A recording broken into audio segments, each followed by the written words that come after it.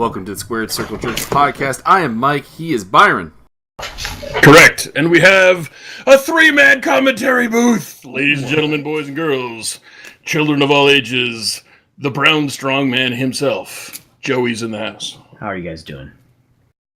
We're very attractive. And yourself? I'm doing all right. Okay, coming off the Rumble 2018. Let's go. All right, so we're going to open up with NXT Takeover Philadelphia. We're going to do both of them in the same podcast here. We opened up with tag team title match, AOP, the Authors of Pain, challenging the team of Bobby Fish and Kyle O'Reilly, colloquially known as Red Dragon, although known as the Undisputed Era in NXT. It would be Re-Dragon to Dragon again. I like to call it the BC connection. That works too. So my thoughts on this match real quick. I enjoyed a lot of the MMA stuff that they did, and I have written here Sonya Deville needs to take some fucking notes because maybe she could be good. All the notes, all the time. The main thing that I took from this match, other than it was really, really fucking good, is that Nostrovia. I was going to crack that right in front of the microphone and be a dick. Joey's opening beers.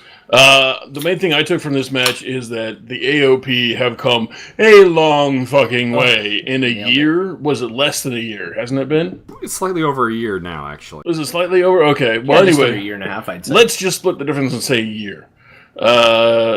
This is not a team that needed two other teams in the match to carry them through a really good goddamn match anymore. These guys are now potentially, you would give them 2 or 3 more years, might be the guys if Vince, does the... And so if Vince does the XFL and has no further contact with the WWE and stops sabotaging his future with short-term money, which we'll get into later, these could be the guys of tag team wrestling in the future.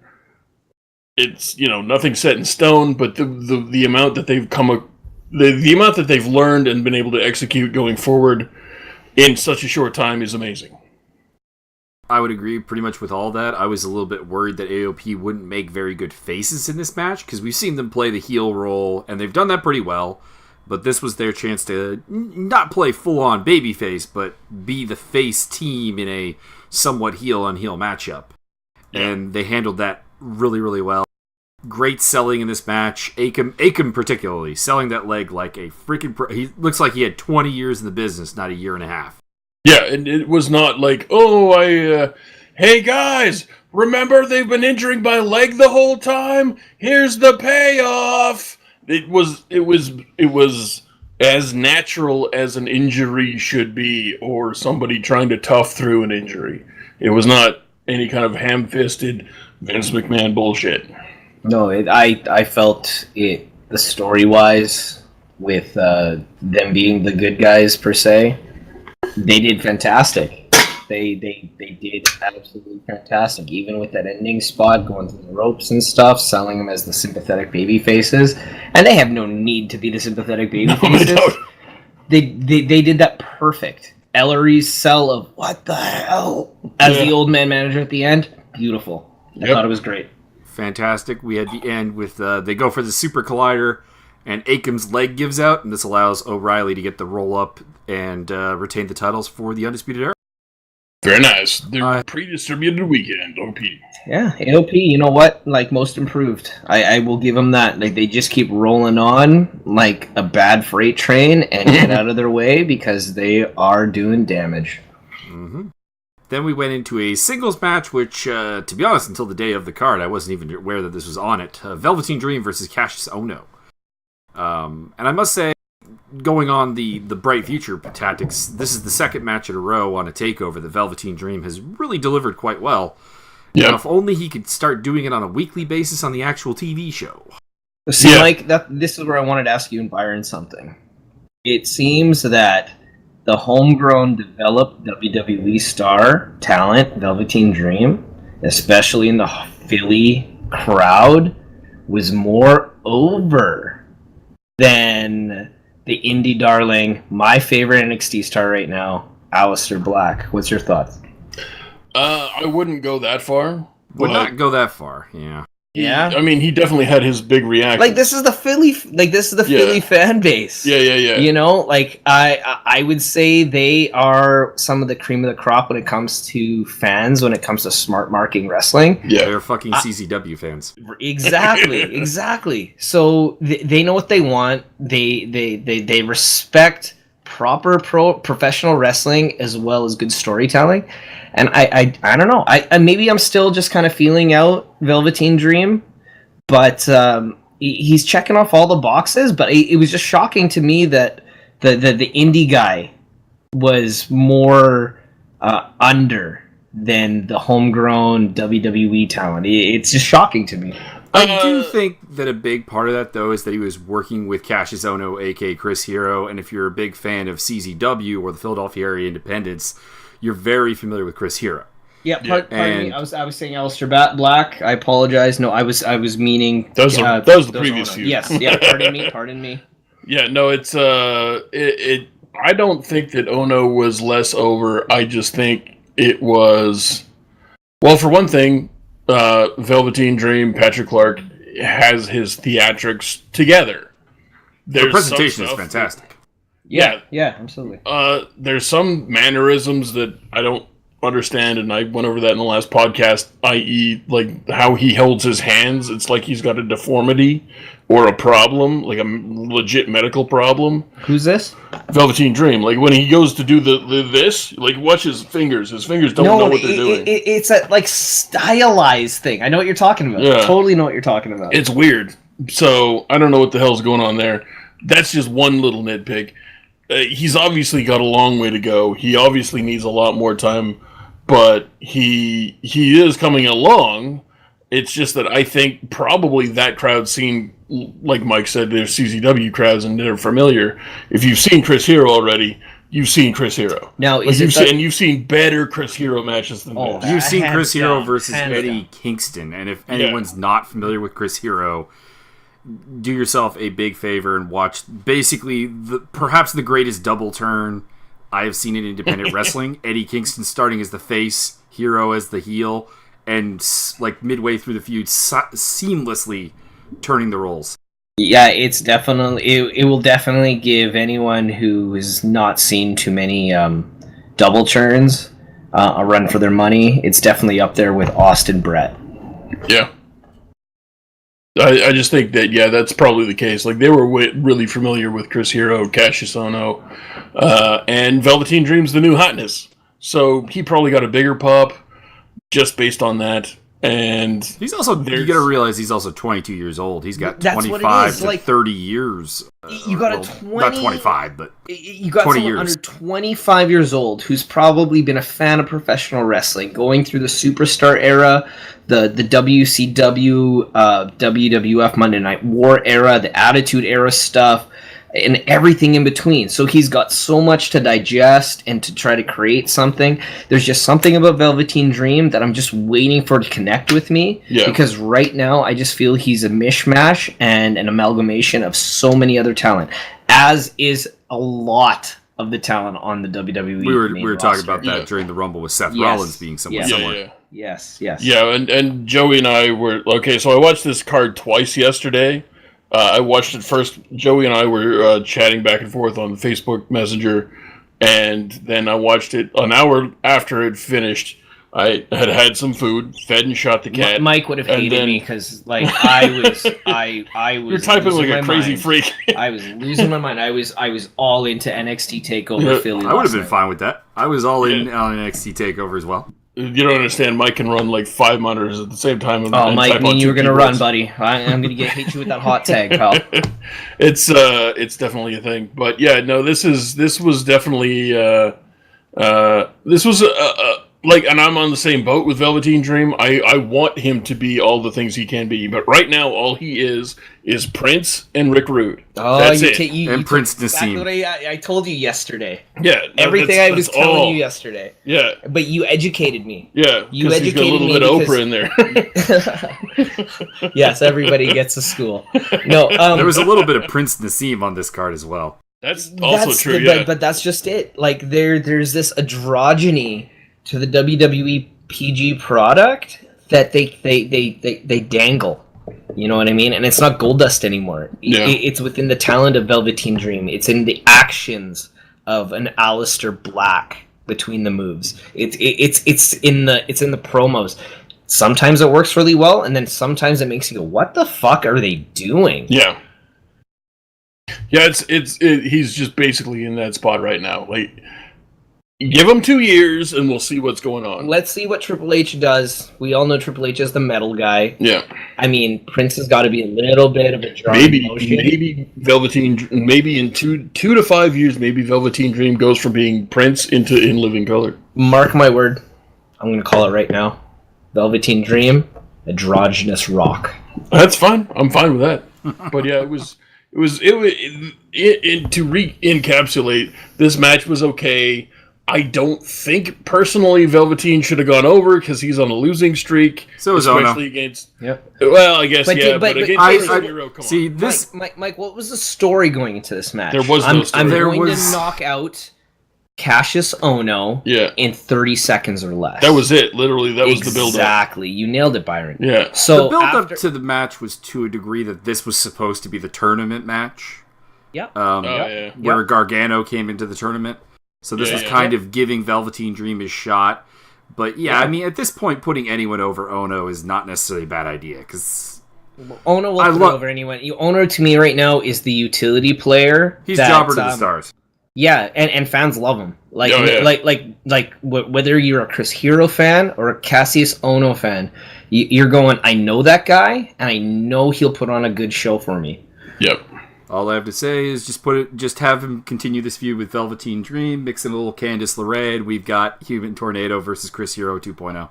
I am gonna pee on this bitch. Hyped with that. I am 1,000% good with that, especially if there's like a P segment, which is not going to happen in the PG era. Oh my gosh. And especially if the mystery partner deal gets repeated with the my partner, Eddie Kingston. No, I wouldn't be fine with that. You If should see the smirk pay going Eddie over Kingston. Byron's face right now. Pay Eddie Kingston all that money. King of Diamonds, baby. King of Diamonds. Anything him and Chris Hero do Yeah, is like gold. what? Baszler's in this? And then we moved on to Ember Moon, champion, versus Shayna Baszler, challenger. This Your was pretty thoughts? good. Yeah, it was.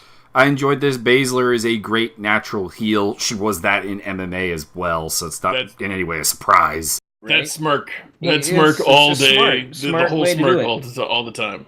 And the shoulder muscles. Yeah. Oh, She messed up Ember Moon's arm early, and Ember Moon did a good job of selling it, actually. I thought that was nice.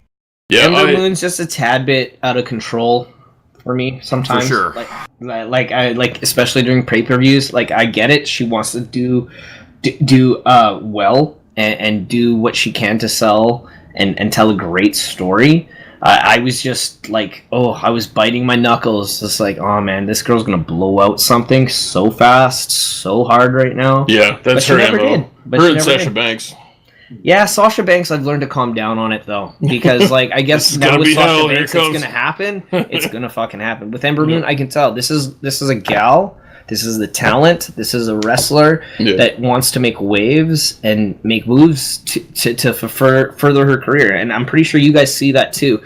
But sometimes you got to put the restricting plate back on the old Red Dragon. Yeah, it's well. To be fair, her last, I'm going to use air quotes, injury was a little bit of kayfabe. It wasn't that big a deal, but it needed to be something that needed to be taken care of. Even this guy with the whole arm play going into the Rumble, which I'm pretty sure we're going to touch on in a bit here. Yeah.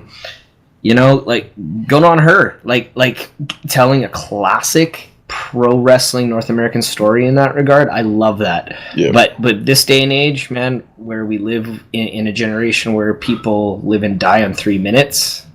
It's hard, and I know WWE has a challenge every week with all their programming when it comes to main roster. I just wish it wasn't such an issue for them. Yeah. My only real gripe about the match itself was when they went for the finish, and Ember Moon stayed. How long did she stay in the armbar? Like in fairness, 4 minutes? I'm going to give credit where it's due, is that she fought the armbar off for a lot Yeah, of no, it. that's, I'm getting to that. But so like I said, I had the luxury of watching this twice, And sometimes, especially when I've been drinking as much as I had to drink last night, my analytical skills kind of go out the window in favor What was of the emotional second skills. time around? Well, I was watching it after I watched it with you. I watched it with Mike. Yeah. And No better person to watch it with, man. I would agree. And so the second time around I watched it, yes, I saw a lot of the defensive stuff. I think if somebody was real honest and told us the behind the scenes, Baszler probably worked with Moon a lot about how do you defend the armbar? How can we make this look legit? How to make the finish look cool. Exactly. This was probably something that the two of them worked on quite a bit, but it's still, like, at first blush, being an MMA fan, as well as a mixed martial arts fan, who is now seeing a lot of this stuff collide, the first time I watched it went, this is going on too long, your arm will have been, like, your elbow's gone. Yeah. Your elbow's very much gone a long-ass time ago, and I don't buy it. The second time watching it, I could see the moves, I could see how things were like, okay, yeah, she had you and you defended, and she had you and you defended, and yes, your arm was in there a bunch of times, but I can see if you're talking about perfect world situations, yes, I can see somebody who was in a real mixed martial arts fight getting away with that. Universe world. Yeah. How do you see it in that realm?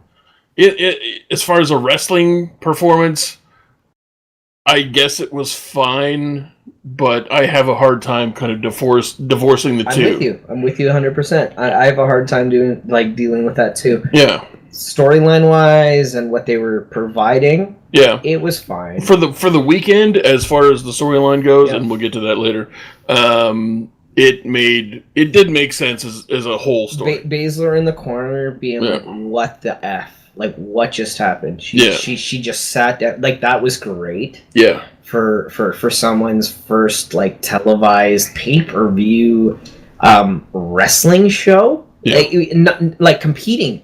And being a participant in a show, in a storyline, a show where you're like, wow, I'm part of this. I'm making moves happen. Yeah. I think she did okay. I totally feel she did okay.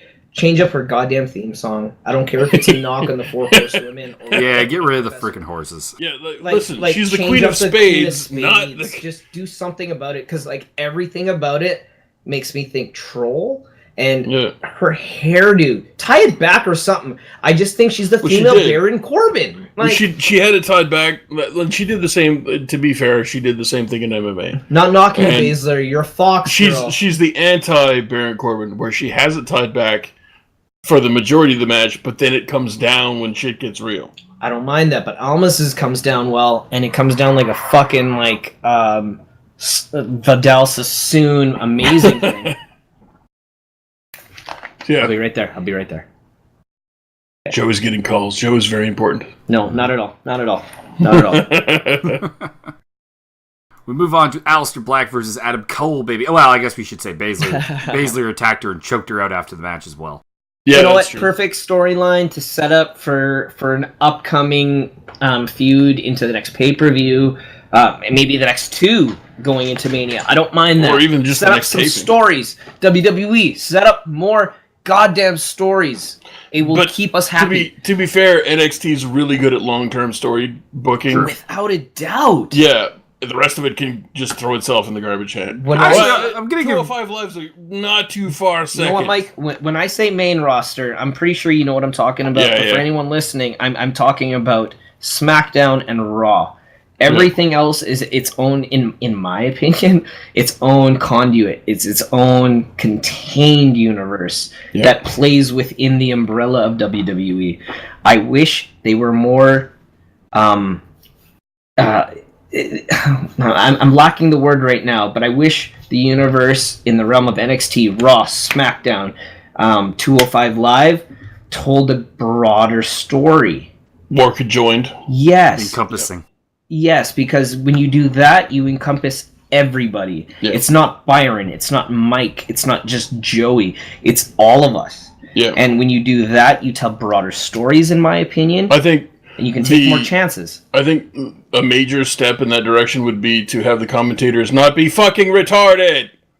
Yeah, the when comments. somebody shows up from another federation or brand. And that's all right. It's not a fucking mystery, you idiots. They work for your goddamn company. But that's just it. Like, okay, having NXT showcase EC3, War Machine, what was it? Mike Richard O'Shea? No, Mike in quotation marks Ricochet Man. Oh yeah. Richard Man. Thank you very much, gentlemen. Instead of doing that and being like, oh, these are our new characters for our next stories, for our next play, for our next something, you get everybody to be like, oh shit, Wolverine just joined the Fed. Oh my God, Black Spider-Man is here. Yeah. Oh crap! Like, do it in that regard. I mean, I know nothing. These are just my beliefs. Yeah, you know what I mean. But in that regard, that's what would hook me, and I know that's what would hook anybody like myself. I don't know about you guys, but that's what I would like to see. Yeah. Hell yes. We had Aleister Black versus Adam Cole Bay. Give him all the cash. Give him all the cash. Make sure everybody's healthy after that match. Make sure Aleister Black is like, seriously, you can make sure Aleister Black is good after a match like that, because that guy's been going at 110 miles per hour since he donned that entrance, man. Yeah. In my opinion. Yep, you betcha. This was a damn fine match, if I do say so myself. And I'm not even a fan of Adam Cole. No, me neither. This got an awesome chant before they even touched.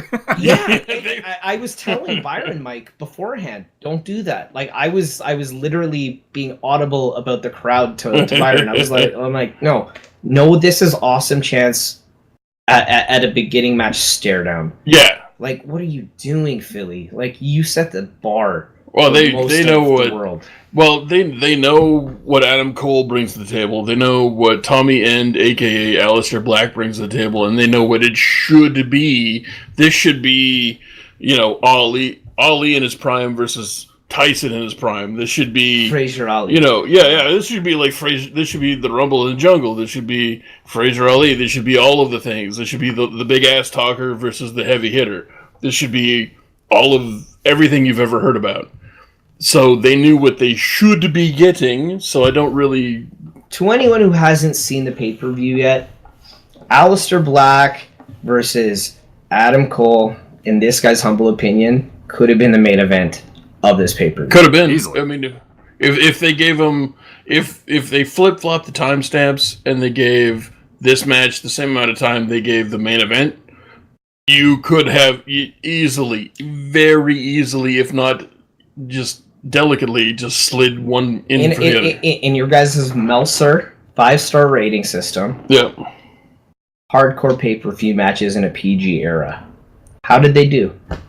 This is one of the best ones if we're just looking strictly at a hardcore match. Yeah, this was executed brilliantly. Really, absolutely. The double chair suplex spot, sick. I thought that Cole might legitimately have a real goddamn issue. In this HD camera era that we live in, you don't have to have 4K, 8K, or whatever it is you think is cool. Yeah. Look at Adam Cole's back when he hits the double chair spot. Yeah. I mean, there's folds, there's so much drama that's sold in that one move. The double table spot. The double team, that's something different. Yeah, but that alone got a massive pop. And then they did the double chair spot. Aleister Black had that raspberry on his lower back. Yeah. I don't know when that happened, but it happened early. And he just kept going like it was no thing. The only thing came on one of the kendo stick shots. Oh, yeah, there it is. Yeah. And then, at some point... was it Aleister Black he evaded several kendo stick shots, went for the quebrada, and almost ate a kendo stick to the dick. Right, it was to the dick. Close. During the no-hand Aleister Black moonsault, which I did catch him doing with his hands. Yeah. Yeah, Mike, that was one thing. I was just like, Aleister Black does his moonsault with no hands. There's no... He does. He's freaking fantastic. Yes, there's no business that a big man of his caliber does a moonsault off the second rope as pretty as he does, as perfect as he does with no hands. But then I did catch him with the top rope, but then he let go to do it. But I was going to be like, you know what? No, he still touched the top rope. That's all right. He's still the man. Yeah, no, this was a really great match. Yeah, my personal favorite though was not even really an action spot when Black grabs the kendo stick and Cole's got the kendo stick and it's like kendo stick duels coming up. Oh, and Black, he goes to the ground. Black tosses it away, and then Cole's just like, "You are so stupid." Yeah, you are like, so stupid. Yeah, like, okay, so a guy like Kevin Owens, Adam Cole, very vocal heels, vocal bad guys. That is great. There's something that a guy like Dolph Ziggler needs to be aware of. Because those two guys know what's going on. Yep. Yeah, well, I mean, to be fair, Dolph Ziggler, if you can make that comparison, he is more of a body language guy, but you're not wrong. Like, if he piped up more often... He's from the generation that learned more body language than being vocal. Yeah. But yeah, this match was fantastic. I had literally one complaint about this match, and that is they teased me a cheeky Nando spot and didn't give me it. They did too. What are you talking about? No, they did that in the Gargano Almost match. They didn't do it here. Oh, yeah. Like the clap for being aware, man. Yeah, That's good. So is that like the best long-term story booking? Is to tease spots throughout? Is that meta? That's meta booking. Cheese the cheeky Nando. Give it to me in the next match. Man, there's so many ways. It was well done. It was really good. This match did break down at the end because we got the Red Dragon boys out there to try to eliminate Black while selling the absolute crap out of their arms, which was great. Sanity comes out to make the save. Killian Dane hits a massive fucking suicide dive out onto Red Dragon and the I young marked combo. out like a fucking meatball to that. I was like I was typing a Byron, sorry. Close enough. Yeah, sorry. We got Brian Alvarez? I didn't know this. Right? Yeah, I was letting Byron know that I was just like, there's no way a big man needs to be this fluid moving between the ropes like that. And Killian Dane, like, consistently just elevates his game. And they can be, like, really minute moves to the way he it iterates his body language, but everything that guy does is very poignant to me. Like, I pick up on like every little thing that man does, man. Mm-hmm. And basically, we had two big spots towards the end. Aleister Black with the double stomp through the announce table, because you got to destroy announce tables. Come on, that guy's dude is made out of Gumby. And then he hit the Black Mass to get the victory. Like, between that spot and Shinsuke's spot in the Rumble, which it'll be talked about, I don't know what is going on with the spines of WWE talent right now. A lot of yoga. Oh, it's yoga. CrossFit 2.0. DDP yoga. Everybody sign up. Man, I'm on YRG myself. And my back don't do that. And then we get to the main event of the night, 5-star match, Johnny Gargano challenging for the NXT title against Andrade Cien Almos. This is absolutely 5 stars. Yes, that's everything. That pulled this was not there was. This was not Andrade Cien Almos. This was La Sombra. That dude was out of his fucking body. When the masked mariachis came out, I was I was laughing. You had my curiosity. So hyped. But when La Sombra came out, you had my attention. When he threw his mask off, like he threw the title when he first won, I knew the guy was ready. Yep. Because Cien Almas is wild already, and then when you throw him in that NXT environment where you can catch him, literally be like, "Oh, I can't do this. I cannot do this. I can do this."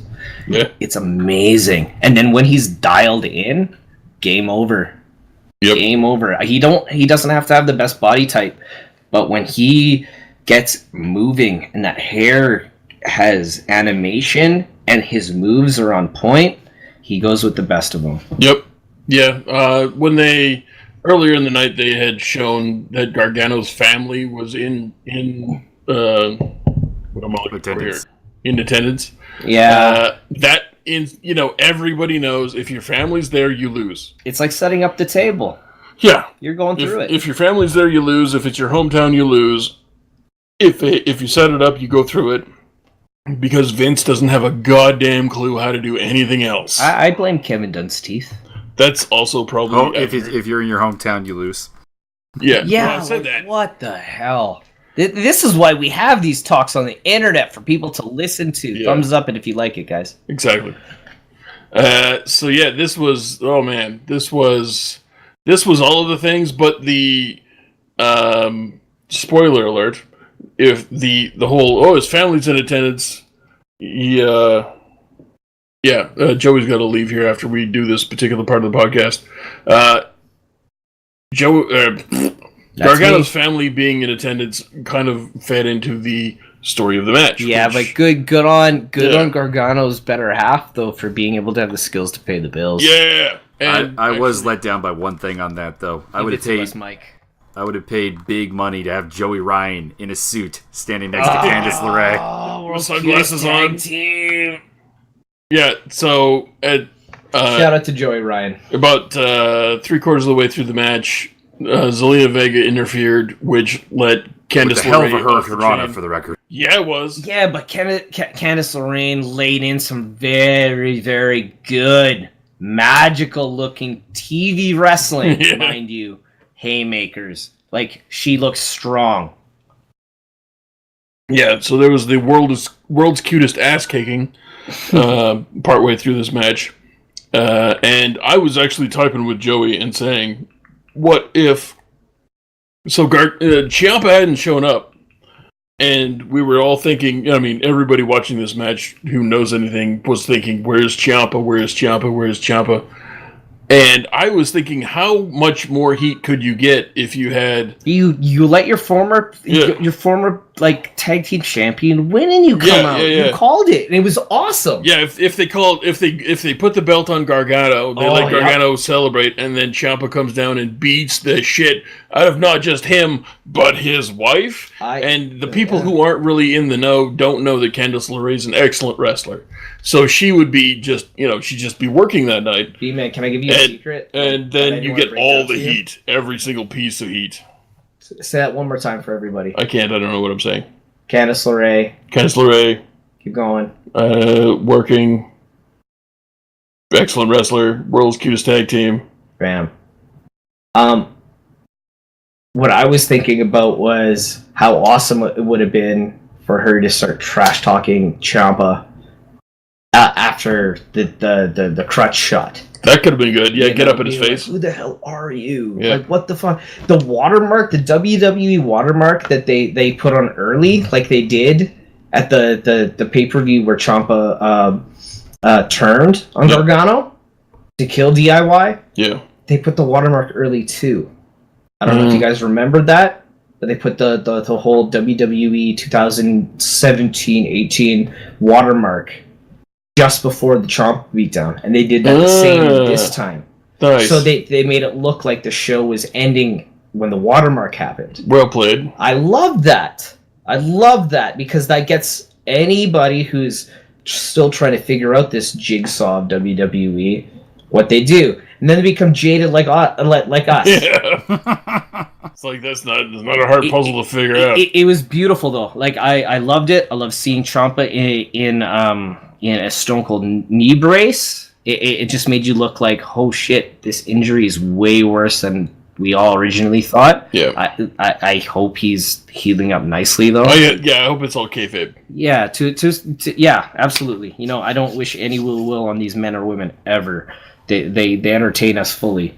But yeah, I want to see where this goes. It would have been cool to see him win the belt though. Like I will tell you, I was wishing for Johnny Garganzola to win. Actually, we were trading different Gargano isms, and I think it was amazing. The one you came up with, Johnny Guatemala, that was the best. No, I like that one. Johnny Garganzola was the best. Garganzola is pretty damn good. Yeah, like Garganzola makes you like hungry for shit. Johnny Guatemala makes you want to like donate money to a small village. Oh, there's an earthquake. Oh. So yeah, you said it right up front. This is a 5-star match. If this isn't an official Meltzer 5-star match, I don't even know what world I'm living in. Meltzer's scale is even off. Like, that guy needs an inhaler when he watches New Japan Wrestling. I'm fine with it. I'm totally fine with it. Right? Yeah. And you know what? I love Dave Meltzer. Shout out to Dave Meltzer. But like, yeah, it's like Dragon Ball power levels. It doesn't matter at this point anymore. If the wrestling match program, whatever, if you're feeling it, if you're connecting with it, you're gonna rate it. Yeah. And let's just use the 10-point scale for everything in this point. You're gonna rate it high. Yeah. Like that Gargano Almas match, regardless if you're a wrestling fan, you're gonna watch that and you're gonna be like, damn, like holy shit, WWE still has shit in the tank. Yeah. And yeah, they need to, because if New Japan and other feds are putting out the stuff that they're doing, you need to. It's definitely going to be a and thing. Hell, WWE has the best roster. Absolutely. In the longest time, in this guy's humble opinion, there's no effing way you shouldn't be giving us quality. No, yeah, this is... The problem has always been the creative staff and the lack of a willingness to let people shine. Yeah, you nailed it, Mike. I mean, if I can jump forward a little bit to how hyped all three of us were when we saw the Hurricane in the Rumble. That's all I'm going to tell you guys until these guys get to the Rumble aspect. We demand and we deserve more as wrestling fans when it comes to the main product of WWE. And if you want any more incentive to watch this match, there was a Poison Rana, and I marked out like a complete coke addict. I had to tell him to put his pants back on. It was embarrassing. Whoa. I'm fine with it. You got him to put his pants back on? I've never managed to do that after Poison Rana. I'm not even wearing pants now. I had to. Like, it's just, there was just too much. Poison Rana! Nothing makes Byron mark out harder than a Poison Rana. That is absolutely nothing true. makes me mark out harder than an NXT takeover. And that's usually true. NXT Philly was definitely an excellent way to spend your Saturday night. Word. It delivered on really all levels. Yeah. I spent my Saturday night watching it twice. Yeah. And it was probably better even the second time. Yeah, you were quite hyped. Hype. You were really hyped on that. And you know what? That's a good sign. That's a really good sign. Props to the production. Props to everybody who helped put on that card, because it was awesome. Indeed. And I think Joey's got to take off. So, Mike, thank you for allowing me to be part of your show. No problem. Have a good night. You too. Peace. Thanks, guys. And then we got the Royal Rumble to talk about. I'll come join you whenever. When you put it on pause there for a second, we'll pick it up here in 1 or 2 minutes.